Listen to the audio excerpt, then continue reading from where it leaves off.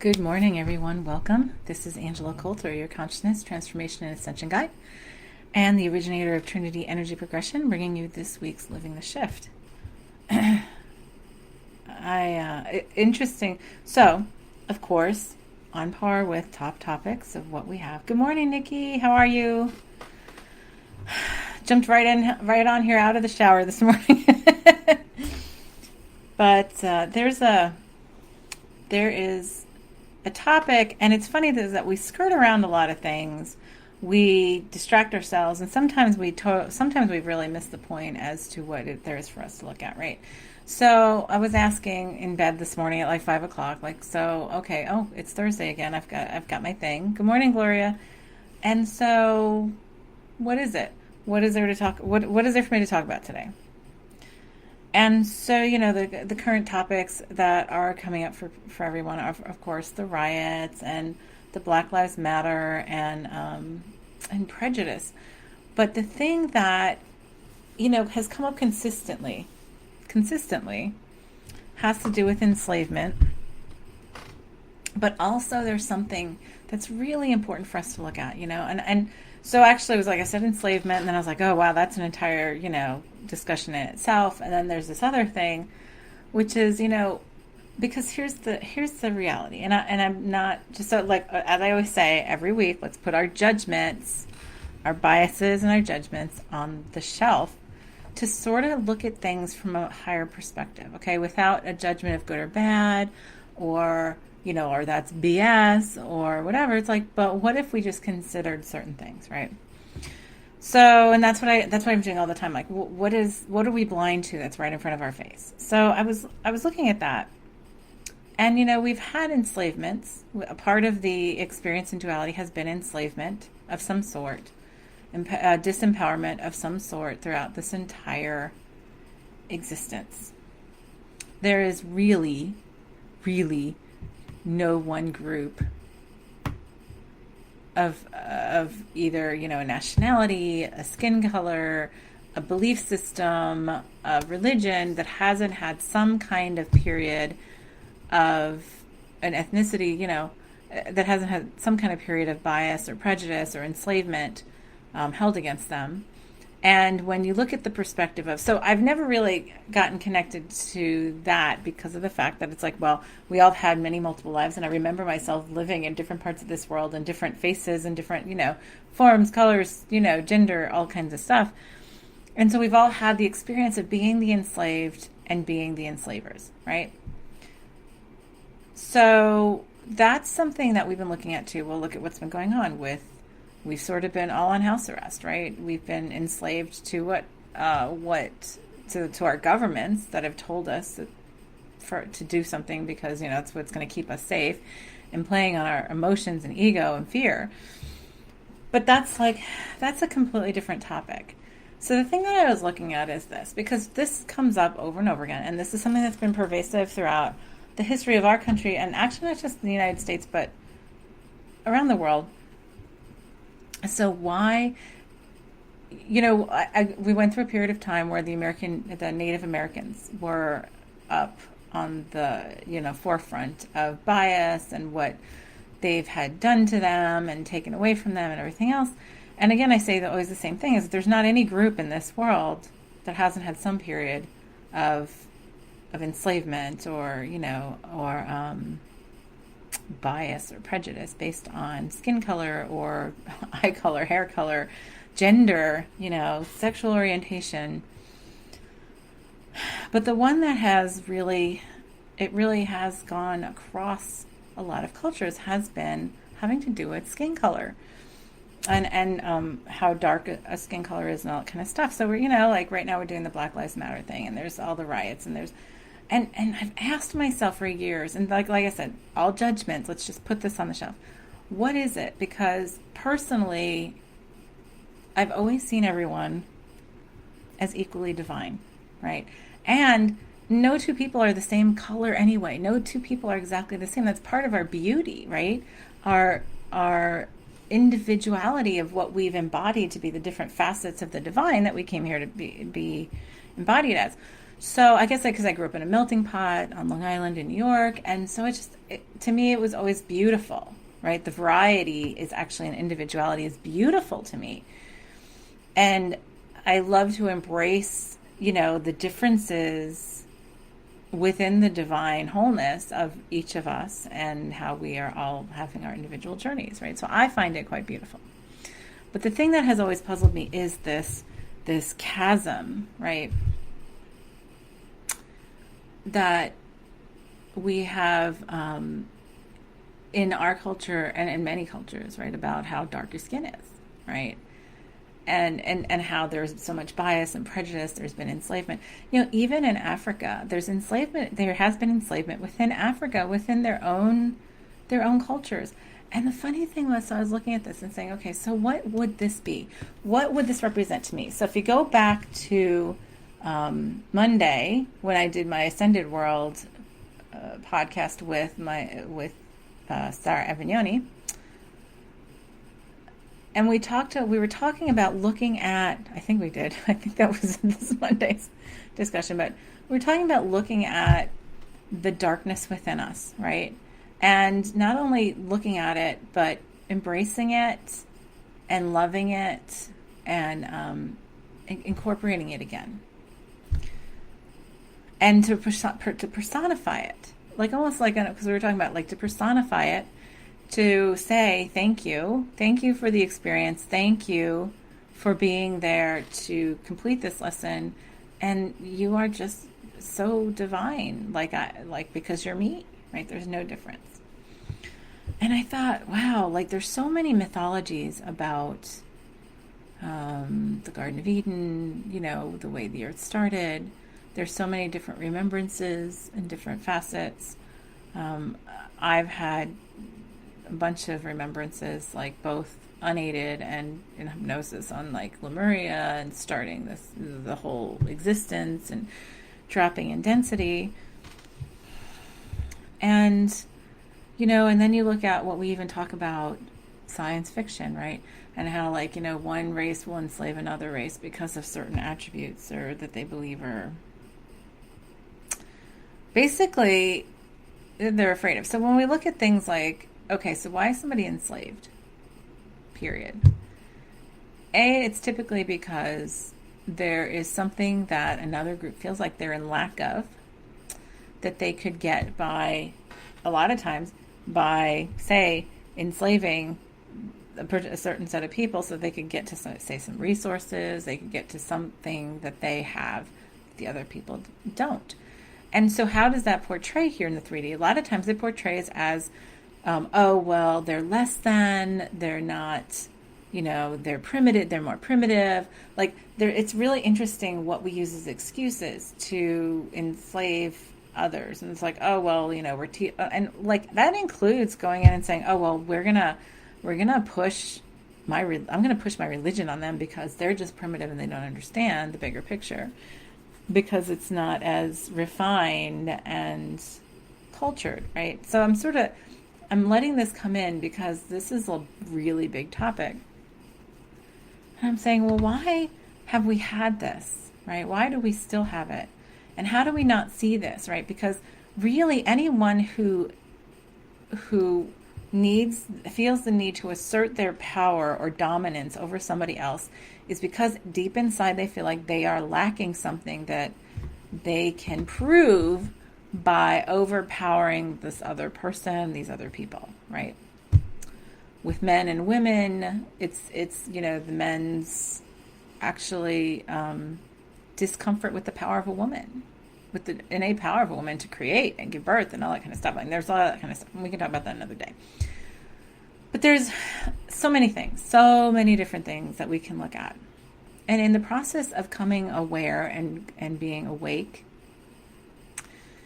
let's look at something that's really uncomfortable for us to look at. So why has there been so much bias, enslavement, denigration of those who embody with darker skin colors here? Because even say like in like India, where they, I know they don't have a formal caste system, but my understanding from people who are from there tell me that it's still an informal caste system. That the lighter your skin is, the higher you are up in the, like the higher you are up in whatever. And so the darker your skin is, the lower you are in the caste. So why is that? Like, okay, so let's look at that. Like, why are we biased against that? Why do we have this innate bias against looking at someone who has darker skin? Like, and I'm not talking about we like individually, I'm talking about collectively, and why this has continued and perpetuated and still has yet to resolve here, right? So there's a lot of stuff that's resolving. And the more, like, if you look at the past like decade, and it's not just this year is sort of crazy, but this past decade, like, we've had a lot come up, the LGBTs, we've had women, we've had so many different, and blacks, and we've had Asian stuff. It's all over the place, right? We have all kinds of different group biases and prejudices coming in our face to resolve and to look at and to say, okay, well, presentation is beautiful. Presentation is individual, the individual presentation of each of us. Because really none of us, like I said, none of us are the same color. None of us are the same exact color, same exact pigmentation, same exact anything. Because, well, I mean, it may be close. The closest are like identical twins, right? But then there are still differences there, right? Different souls, different parts of a soul. Who knows? But so I was like, okay, so we're looking at the darkness within. Is it that at some point we separated so much and created duality so much that any presentation of the darkness within ourselves would cause us to be triggered by that? Is it that, and this is uncomfortable because we don't want to look at this. We don't want to look at this and say, oh, well, how could that be? That couldn't be. I wouldn't do something like that. But what if? Again, we put our judgments aside just to look at things because sometimes we don't see things because of the judgments that we hold, right? So what if as we've evolved this world, because here's the funny thing. To me, it's like, well, those who are most connected as part of this integrated system in the earth would naturally have the darkest pigmentation because they'd be outside. They'd be a part of it. They'd be a part of nature, more. And so, and really the physicality of pigmentation has to do with how much sun you get, right? So it's like, well, what if somewhere we decided that the representation of somebody with dark skin reflected back to me the dark parts of myself that I just am repulsed by, that I just can't look at. So therefore, now I need to have power over it, and I have to force it into some sort of hierarchy. Really uncomfortable to look at, right? But because look at when people talk about often when they talk about light workers and everything else, and they do pictures of them and they depict them, usually they're very fair skinned, right? They're very light. And people who often when you depict deities and stuff that are of a darker consequence or whatever, they're done with darker skin. So it's interesting, right? And I always think, well, what's cool to me is I see Callie, to me, I always see as lacquer black, right? And Pele and some of those that are very, so here's the thing, we consider them, many consider them destructive. I consider them so creative, such creative forces, and so powerful. And so it's is it something we're afraid of within ourselves that cause us to want to be biased against that presentation outside of us? And is that what we created in the presentation of different colors of skin? It's just something to consider. And as we are going into this place of really looking at the skeletons in the closet, well, that's what we've done. That's what we're doing right now, right? And so it's okay, let's look at that first.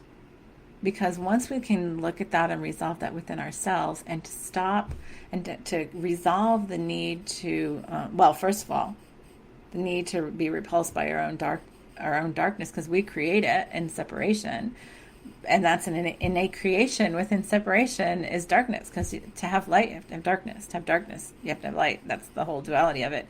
And when it's when we come to that wholeness that we really get to this place of seeing.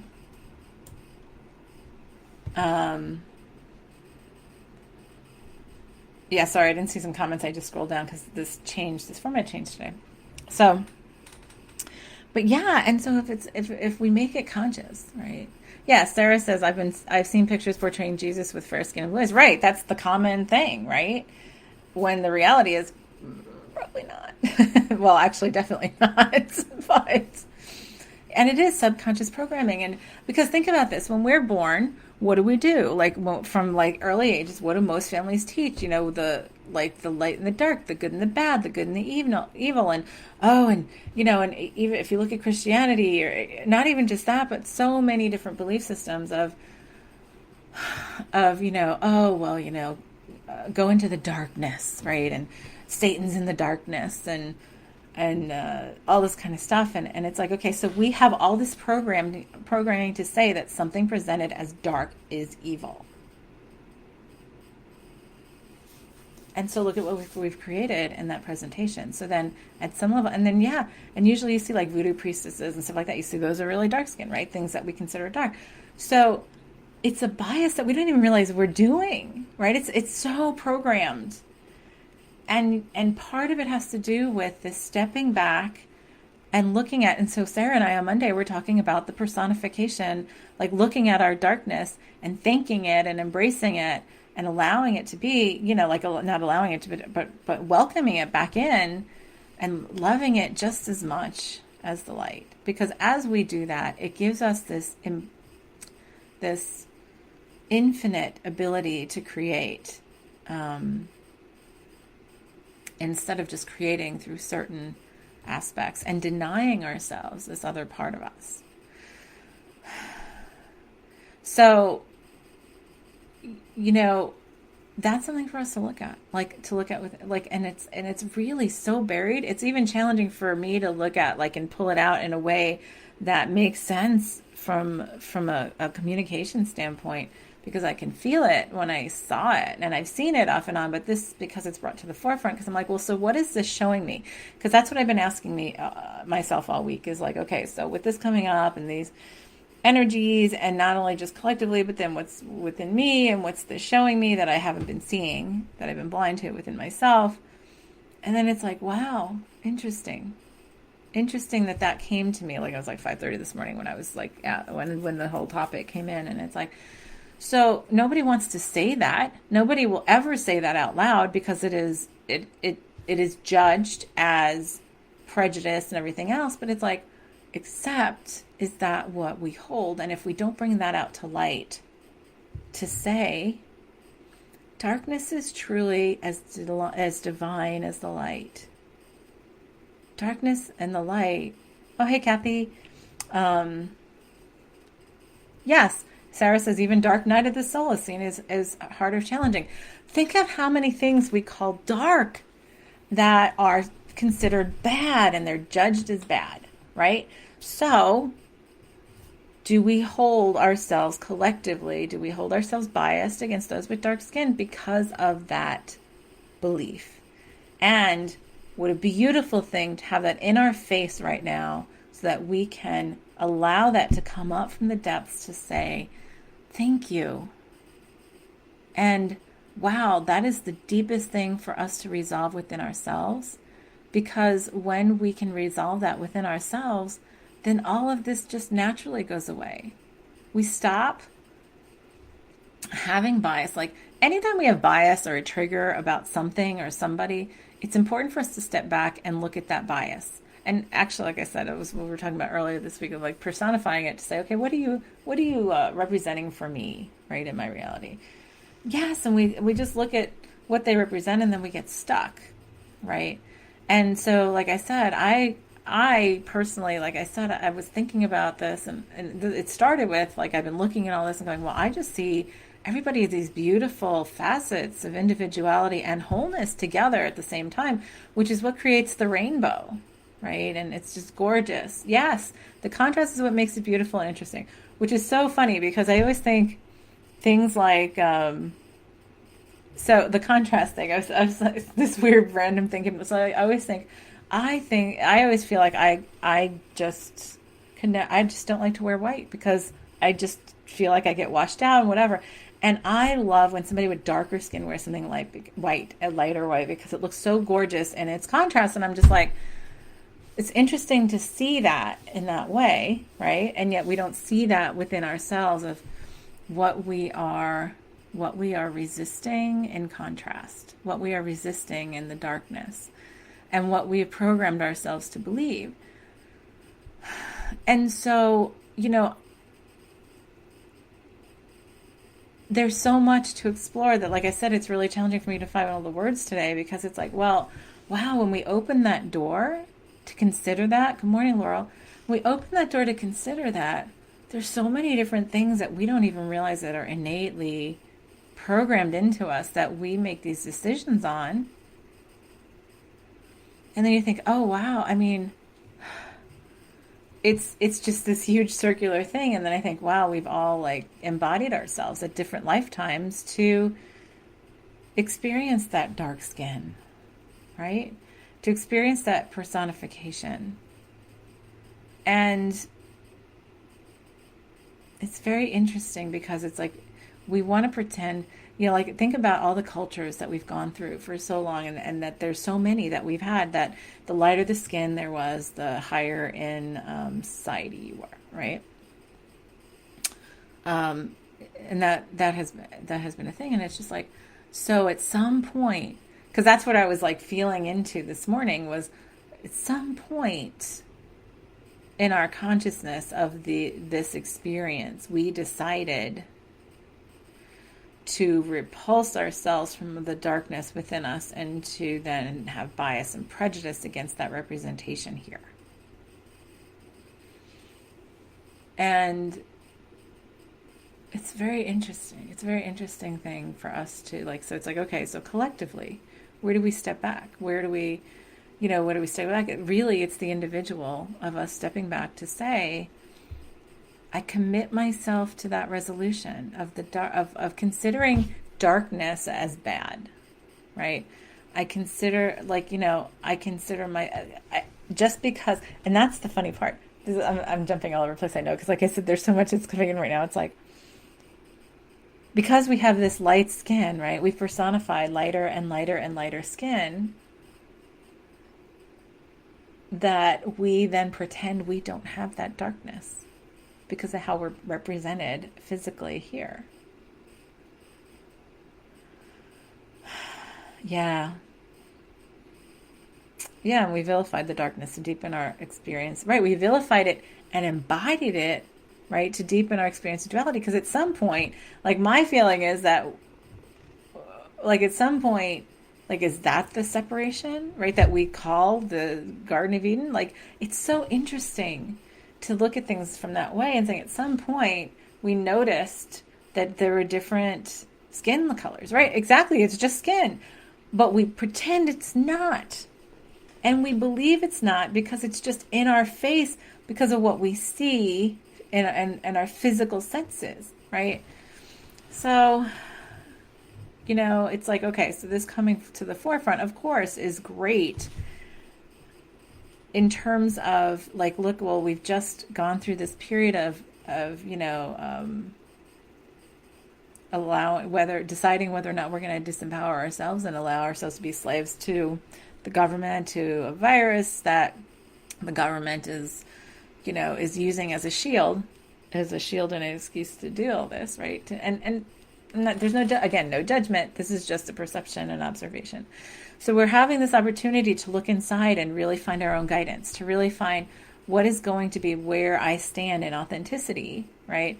And to truly do that, to get out of our own ways, to truly look in the mirror at the darkness within us, to look at what it is that we can love that we haven't loved before, right? So now what do we do? Like, it's like, okay, so to get out of our own way, what are we going to have to do? We have to get out of our own way and love our darkness. Love it. Embody it, embrace it.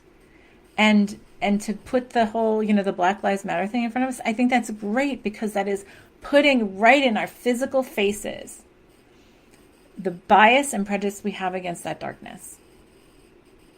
Right? That's right. Children come in and they still just see souls, right? They see the connection in our divine selves, which is great. And then, like, as we go, like, that's the whole thing, is culture teaches all these things. Culture teaches that dark is bad. Culture teaches that, that light is good and dark is bad. And I'm not even talking about skin color, but it translates at some level. So then you have not only those who are holding unconscious bias against those who are representing in darkness through the color of their skin, but then within the color of the skin, this community that has darker skin, there's bias within that often about, like I said, in Africa and other cultures, they've had, like, the darker the skin, the lower you are in society. So it's really interesting, right? Even with dark skin, they do that sometimes. So then it's like, but also within that community, then there comes a lot of, self-loathing, right? That's probably totally innate and unconscious because of how it's being held, at a world level or even at a cultural level. And then there's stuff that's being acted out because of that. So now we're really looking at collective level stuff, right?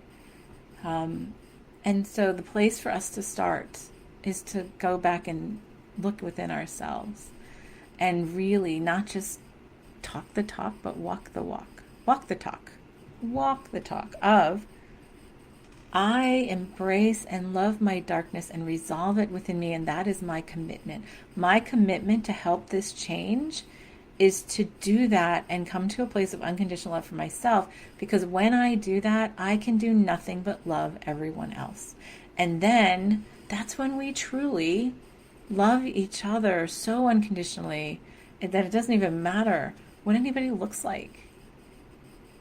Doesn't matter where we live, because like I said, there's a whole other topic on enslavement, but this is what I'm getting is really important, because it's something we don't talk about, because it's like this, oh my God, people are going to judge me for talking about that, but it's like, but it's true. And now it's time to pull the skeletons out of the closet and say, all right, we learned the lesson. And we've come full circle. And darkness is just as divine and beautiful as the light. And so, and neither really exist outside of separation. They're just part of that perception of contrast with each other. So that's for us to do this week. There's so much more to go beyond this, and like I said, I can see this carrying over to the Monday conversation in Ascended World with Sarah, because there's so much for us to look at. And so, like, and of course we, like, the more conscious we become, the more we agree on this, and yet the reminder here is we are to look at everything. We'll pull it all out of the closet to say, where could there be something unconscious that I'm still biased against because I perceive it as darker, or I'm looking at something a certain way because of its presentation as dark, right? Where can I do that? Like, where am I doing that? Where can I look at that and just say, oh, thank you for showing that to me. Set your creation so that you are observant to that within yourself, because the more we change that within ourselves, the faster and the more quickly we'll come to completion on this particular set of lessons. Because I feel like this here, that's why it feels so powerful to us collectively, because that's what it's like shoving in our face. And so, like, there's all this stuff like, oh, we need to apologize, we need to forgive. We need to apologize and forgive on all fronts. And most of all, we need to apologize and forgive to ourselves, and regardless of what our skin color is.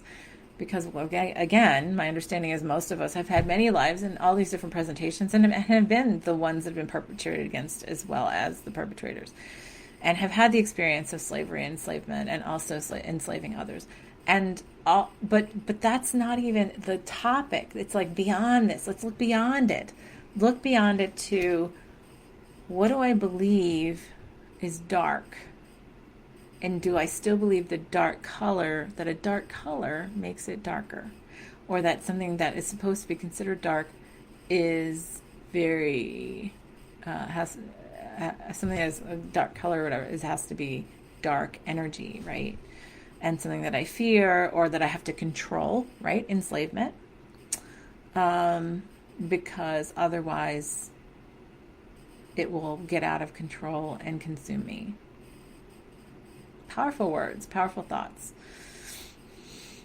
But I'm going to leave it at that because there's a lot more to talk about here. And this is a baby step, is the first thing, is looking in the mirror. And all of us are to look in this mirror right now.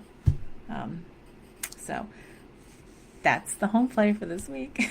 Stay conscious. And like I said, regardless of skin color, regardless of how light or dark your skin is, we all have them.